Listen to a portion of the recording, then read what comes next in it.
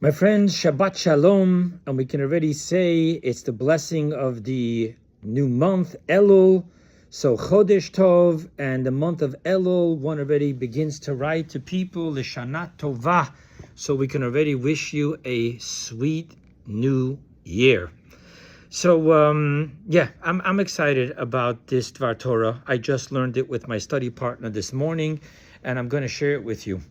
So why did Eliezer, in looking for a wife for his master's son, Avram's son Yitzchak, put a challenge? He says to God, and if there will come a girl, and when I ask her for water, she will not only provide me with water, but even water for all my camels, this will be the girl. Really? Why? So yeah, kindness, but why? Why out of everything this specific, not only you, but also your camels? And I learned the mystical reason today, and oh my gosh. So Eliezer had to know if this girl comes from the lineage, the emanations of holiness or not. And how can he tell if this woman, this girl who he never saw before, comes from holiness or not? And he decides that the answer is in the giving. How will she give? Okay, that sounds very, nice and great fundraising. But what's the secret behind this? And the Kabbalistic teaching goes on to explain that if she comes from holiness, then her understanding and paradigm of self is that I am whole, I am complete, I am connected to the omnipotent, and hence giving is not diminishing for me. Quite the contrary. Giving is where I grow. However, if this girl comes from the Klipat Noga, the other side, the side that doesn't feel connected with omnipotence and hence not complete and hence always in a mind of poverty and lacking. And this Kabbalistic teaching even quotes the teaching that says about this leech, the aluka, that has two offsprings that all they're doing is barking, have, give me. Not because they're selfish, but because they're scared, because they're in a paradigm of lacking. They're in a paradigm of need. How can I give? I'm in survival mode. And then I'm looking at this teaching and wow. Let's go back to that Mishnah. Who is rich? He who is happy with his lot. And I always thought happy with the lot is, okay, a little is enough for me. No. Happy with my lot is because my lot is that I am a vessel for omnipotence, for completion, for abundance.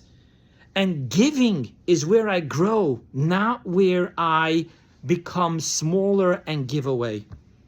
And then I realized that there are people who are multi-millionaire poor people.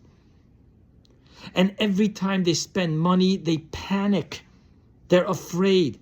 What's about my tomorrow? How will I have? They live in the red ocean economic theory, that there's only so many customers, there's only so many dollars, and what I don't have is my lacking. And if I give, I'm lacking, and someone else's customers are not my customers. While holiness lives in the blue ocean economics. Everything comes from the omnipotent, and there's enough in abundance for everyone. And my giving is what keeps my flow alive. And therefore, the true definition of self and growth is not by receiving, but by giving. Because when I align myself with abundance, when I align myself with completion, when I align myself with the source, the omnipotent source of all, that's when I truly am holy and hence never lacking and hence always giving. My friends, I want to conclude this teaching with a teaching of the Sefer HaChinuch. Ki lev ha'adam nimshach achar pu'ulatav. The heart of man follows his actions. How do you change a paradigm? How does the offspring of survivors, or the offspring of a poor family, or an offspring of the red ocean economics change that paradigm of what they grew up, what they saw, what they smelled, what they heard, what they breathed, what they ate as a child? How do we change that? It's not through the mind, it's through the action. The action rewires the brain. So I'm going to share with you what. Yes, I'm a rabbi, and yes, I've given my life to my cause, but that doesn't free me from giving also financing. So I am going to, right now, after I finish this recording, going to give a $770 donation to a certain organization. Because being real means not preaching, not thinking, but doing. I invite you to do the same. Today, become the offspring of Abraham, Isaac, Sarah, Rebecca.